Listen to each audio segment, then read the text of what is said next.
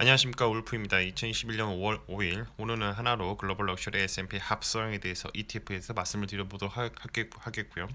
결론적으로 명품이 왜 명품이겠는가, 그리고 주가 추세상 경고하기 우상향 중에 있습니다. 투자 아이디어입니다. 보복 소비, 그리고 코로나가 해소되고, 그리고 유럽 여행 가면 일단 명품부터 구매를 한다. 루비통 입생로랑 프랑스 주식, 이걸 사고 싶은데 못 산다. 그러면 ETF가 대안이 될 수 있다는 거죠. 주가 추세상 상당 프리미엄 추세와 하단 디스카운트 추세를 오르락내리락 하면서 지속적으로 우상향하고 있습니다. 일단 이 ETF는 이제 NH 아몬디 자산운용에서 운용하는 상품이고요. 투자 아이디어는 불황을 모르는 럭셔리 산업에 투자하는 ETF입니다. S&P 글로벌 럭셔리 인덱스를 기초 지수로 하고 장외 파생 스왑을 활용한다 되어 있습니다. 총 보수는 0.5%입니다.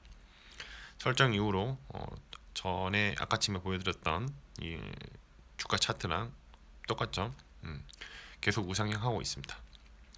기초 지수 구성 종목을 보면 가장 상단에 있는 게 누비통이고요. 세 번째가 키링, 그리고 이제 일곱 번째가 에르메스, 11번째는 이제 페라리고 17번째가 제가 좋아하는 포르쉐가 있습니다. 구성 종목만 봐도 명품이나 럭셔리 관련된 회사가 들어가 있다는 걸 알 수가 있죠. 자산 구성 내용을 보면 앞서 말씀드렸다시피 스왑으로 이렇게 되어 있습니다. 스왑 거래 과정은 다음과 같습니다. 운용사는 펀드 발행 액면 금액을 투자자로부터 모아서 증권사로 준다. 그리고 증권사는 받은 자금을 대해서 담보를 제공을 하고요. 이제 받은 자금으로 ETF를 운영하는 거죠. 결산을 하는데 매일같이 결산을 하겠죠. 그래서 증권사는 스왑 금리를 제하고 지수 수익률을 정산하는 것입니다. 이거를 자금 공여형이라고 말합니다. 서버 스토리입니다. 테이퍼링 나스닥 하락의 시작인가 왜? 일단 제이드 조던님의 영상을 요약을 하자면 앨런 장관이 금리 인상 의견을 내놓자 나스닥이 하락을 시작했습니다. 근데 과거 사례를 봐야죠. 과거 베어랭킹 연준 의장이 테이퍼링을 발언을 했을 때 나스닥은 4.14% 하락했고 애플은 거의 마이너스 6%, 코스피는 마이너스 8%에서 하락을 했습니다. 원달러 환율은 4% 정도의 상승을 했고요. 미국채 10년물 금리는 무려 2.037에서 2.542로 수직 상승을 했습니다. 당시 TT 가격은 마이너스 8%로 폭락을 했죠.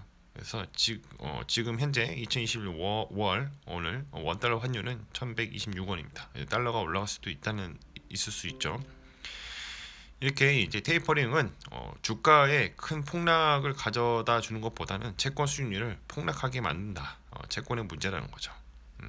채권 가격을 떨어뜨리게 만든다. 이렇게 되고 채권 금리가 올라가기 때문에 신흥국 주가가 민감하게 반응을 합니다. 중요한 거는 실적도 없으면서 크게 올랐던 기술주들은 이때 크게 조정을 받을 수가 있습니다. SK증권의 이호수 팀장님께서 앨런 누님 여기서 이러시면 안 돼요. 미국 시장에 조정이 있었습니다. 방금 말씀드렸다시피 앨런의 금리 이야기가 있었죠. 근데 기술주가 조정을 받았지만 금리가 또 급등을 했냐? 그건 또 아니란 거죠. 아주 요만큼 올랐다. 그래서 하고 싶은 말이 뭐냐면 바로 이게 프로스였다. 경제 상황은 버블이 아니라 프로스다. 너무 지나치면 안 되니까 좀 진정을 해야겠다. 그리고 구겐하임의 디스인플레이션에 대한 내용이 있었습니다. 그거는 이제 다시 한번 또 예를 들자면 짜장면의 밀가루와 양파 가격 구할 수도 없고 가격도 올라가고, 근데 가격을 낮출 수도 없고 비싸게 올려받고 싶은데 그럴 수도 없는 상황이고, 근데 공급 쪽에서 물건을 못 만드는 현상이 계속 벌어지고 있다는 거죠. 그러나 이 시간이 지나면 결국은 이것도 해소가 되어 내려올 것이다 라는 것입니다. 네이버 뉴스에서 반도체 웨이퍼의 애언 2018년보다 더 센 호황이 온다라는 부분입니다. 지난해 말부터 전 세계적으로 품귀 현상을 빚어진 자동차 반도체에 이어 웨이퍼 품귀 가능성도 고개를 드는 상황이라고 합니다. 이쯤에서 저는 LG 실트론이 생각나요. LG가 SK 팔았죠. SK 실트론. 이렇게 웨이퍼가 잘 팔릴 줄은 누가 알았겠습니까? 외부리 TV에서 앞으로 대출 한도 모르고 집 샀다가 낭패를 봅니다.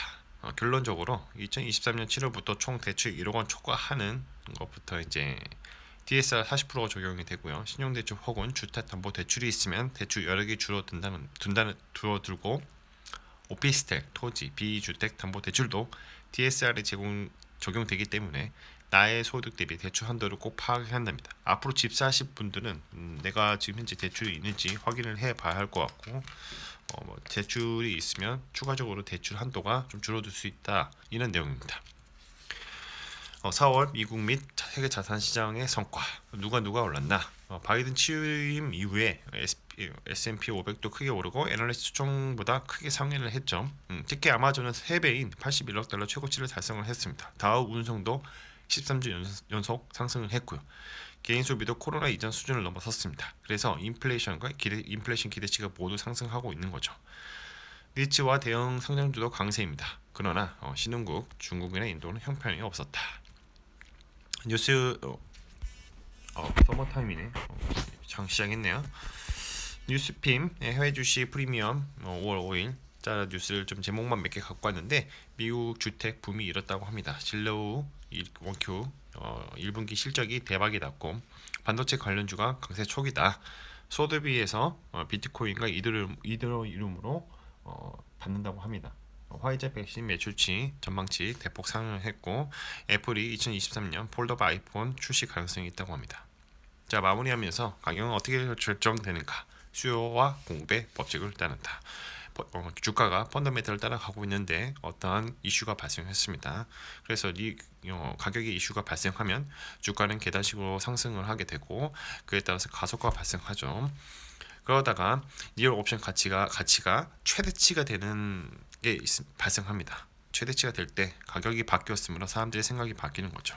그래서 누군가는 매수할 것이고 누군가는 매도할 것입니다. 그러다가 주가가 어느 정도 시간이 지나서 이제 주가의 흐름이 원래의 펀더멘털로 다시 돌아갈 때가 있습니다. 그때가 바로 리얼 옵션 만기입니다. 모든 가격은 시간에 종속되어 있습니다. 자 오늘은 하나로 글로벌 럭셔리 S&P 합성 ETF에 대해서 말씀을 드려봤고요. 다시 리마인드 해보자면 명품이 왜 명품이겠는가? 명품이니까 명품이다. 보복 소비 그리고 코로나 해소 유럽 가면 용품부터 구매 주가 추세는 ETF 추세는 경고하게 우상향 중에 있습니다. 자, 오늘은 여기까지 말씀을 드려보도록 하겠고요. 컨텐츠가 좋았다면 구독과 좋아요 알람 설정 부탁드립니다. 오늘도 감사드립니다.